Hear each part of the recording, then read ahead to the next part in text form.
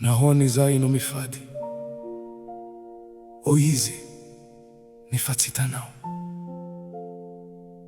ari nahoni zayo no mampahori ny tenanay nefatsiaonao. Indro fa amin'ny andro fifady anareo aza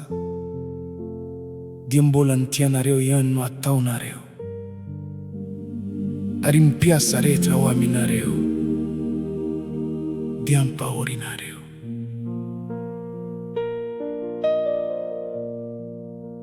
Indro niady sy nifanditra manontany fady anareo ary niamely aminy totoondry ny faratsina. Izao fifady anareo izao dia tsy andrenesana ny feonareo any amin'ny avo.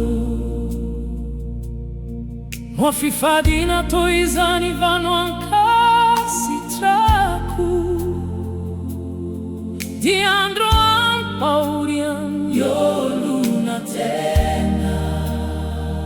niampiondrikany loany takany zozoro si ostra lavenona. Tizao vano fifadina nize ankasitrako dia ni amani famaturan ni faratsiana fatotra sianabora kani feini zioga siandefani ampauri no afaka ariana patapa kani zioga retra anapaka motsini zarani mofunau ani mwanava sinyapiantranu nyori manjenjena arimbana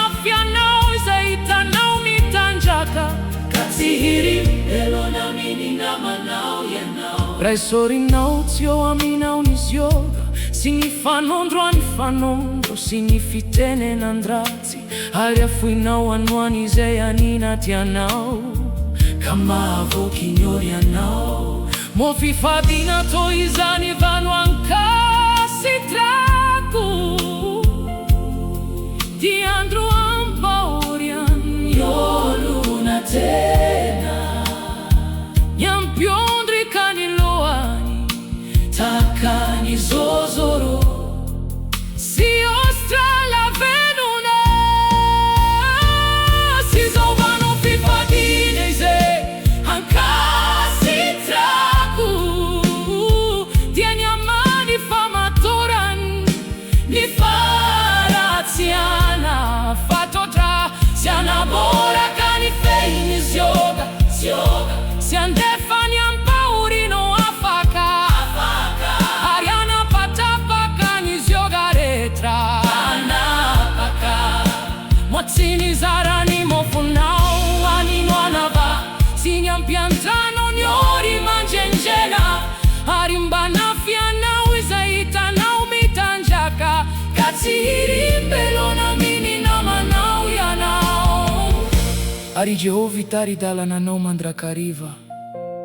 sady havoky ny fanainao ao amin'ny tany karankaina aza sy ampatanjaka ny taolanao dia ho tahaka ny savony tondrany anao sy ho tahaka ny loaranao miboiboiky izay tsy mety ritra ary izay taranakao no anangana ny farava ela diposakao amin'ny maizina ny fahazavanao ary ny aizy mpitonao ho tahaka ny mitatao vovonana. Mo fifadina to izany vano ankasitrako